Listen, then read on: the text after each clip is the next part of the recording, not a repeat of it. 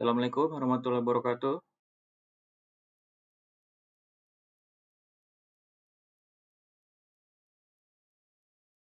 Selamat malam semuanya. Suara saya terdengar jelas? Oke, baik.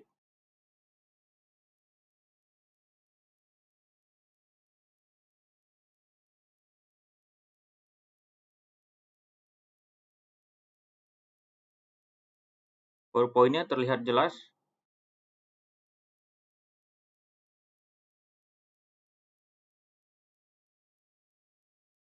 PowerPoint sudah bisa terjelas. Baik ya. Ini kita mata kuliah proteksi sistem tenaga listrik ya. Mungkin ini dari beberapa kalian mungkin sudah memahami karena latar belakang ada yang bekerja di bidang sektor kelistrikan dan ada juga di sektor penerbangan ya. Jadi ini kita sifatnya nanti bisa sharing ya. Jadi dari sisi pengertian proteksi transmisi tenaga listrik ini tentu proteksi. Proteksi kan berarti ya bagaimana memprotek ya, memprotek peralatan listrik yang dipasang pada suatu transmisi tenaga listrik sehingga dari sisi proses penyalurannya ke tempat pembangkit maupun ke tempat konsumen itu menjadi aman ya. Ini gambar listrik ya, transmisi tenaga listrik baik dari sisi pembangkit sampai ke konsumen ya, dengan mengalirin ada transmisi, kemudian gardu induk ke transmisi, gardu distribusi ke perumahan ataupun ke gedung, ke kantor dan sebagainya.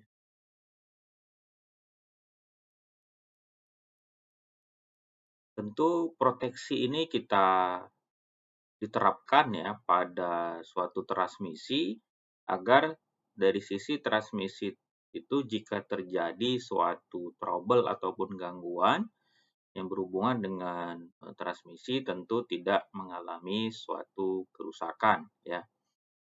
Mungkin ya di rumah lah ya. Kalau di rumah ada yang tahu sistem proteksi ada nggak di rumah kita? Ada yang tahu? Ada. Apa itu? Ardiansa? Ya? Oke. Jadi pada prinsipnya udah paham lah ya proteksi itu seperti apa kegunaannya ya.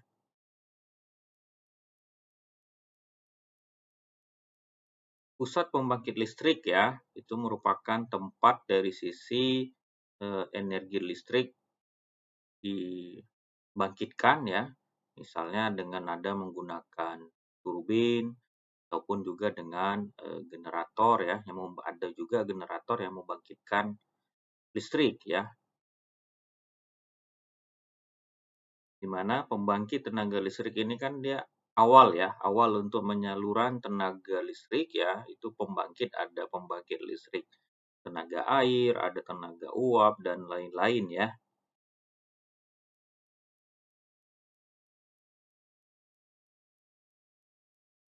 Apa yang dimaksud misalnya dengan daya proteksi sistem tenaga? Nah, sistem proteksi yang kita lakukan kepada peralatan listrik tentu terpasang pada suatu sistem tenaga lah. Misalnya pada generator, trafo dan perangkat lainnya.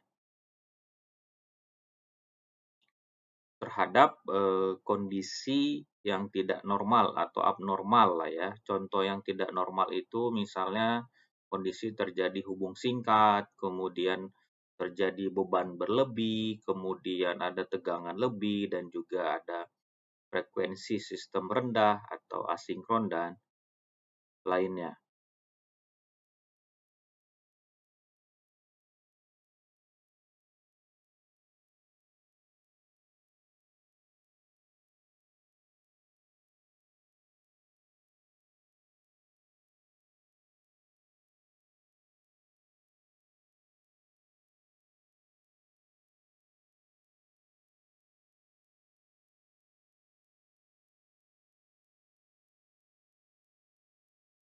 Nah, kemudian Proteksi diperlukan ya, tentunya untuk menghindari ataupun mengurangi kerusakan dari peralatan listrik yang diakibatkan terjadinya suatu gangguan ya. Kemudian juga untuk bisa lebih cepat melokalisir jika terjadi gangguan untuk dapat memberikan pelayanan listrik dengan kehandalan yang tinggi ya kepada konsumen dan juga mutu listrik. Tentunya kehandalan yang tinggi. Nah, di sini ada yang bekerja di bandara ya, di bandara, kemudian ada yang sifatnya skala prioritas dari sisi kehandalan itu sangat penting ya, karena di tempat-tempat yang prioritas, tempat-tempat yang urgent tentu kehandalan sistem tenaganya sangat-sangat diperhatikan. Kemudian juga proteksi tentu diperlukan untuk mengamankan manusia ya terhadap bahaya yang terjadi yang ditimbulkan oleh listrik. Manusia di sini adalah eh, SDM ataupun tenaga kerja misalnya di dalam suatu industri, di dalam suatu lingkungan ataupun masyarakat umum. Ada dua fungsi pokok ya yang proteksi dan tripping otomatis pada sirkuit ya. Pertama itu adalah untuk mengisolir ya peralatan yang terganggu dari bagian yang beroperasi, kemudian membatasi kerusakan peralatan akibat panas ya.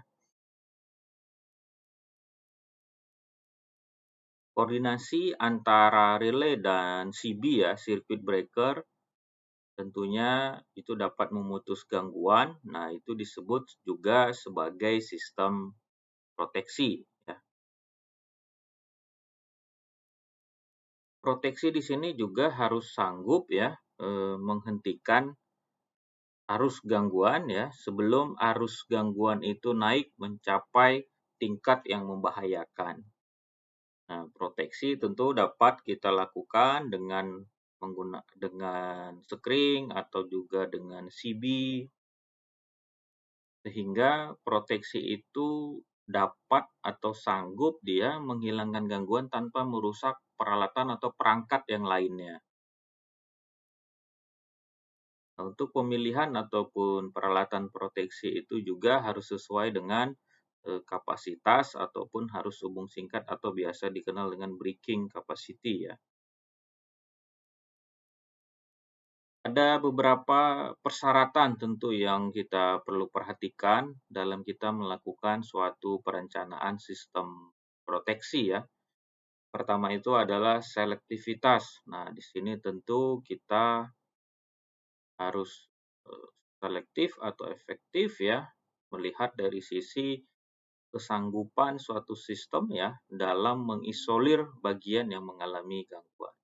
Kemudian ada juga yang kedua stabilitas sifat yang tetap inoperatif. Nah, di sini apabila gangguan terjadinya di luar dari zona yang melindungi atau gangguan luar. Kemudian ketiga ada kecepatan operasi. Nah, di sini bagaimana misalnya terjadi sesuatu hal tentu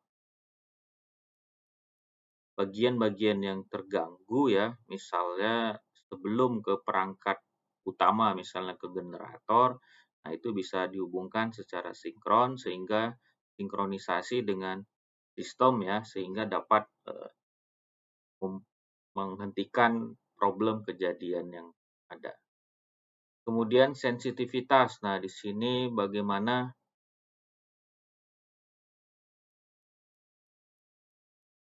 besarnya suatu arus gangguan ya kan, itu agar bekerja dengan baik ya. Kemudian ada pertimbangan ekonomi juga ya. Ya, bagaimana sistem distribusi dari sisi ekonomis kan juga harus kita perhatikan juga. Kemudian reliabilitas atau kehandalan. Kemudian proteksi dari pendukung. Nah, bagaimana pembackup atau pendukung di sini tentunya bisa tersusun secara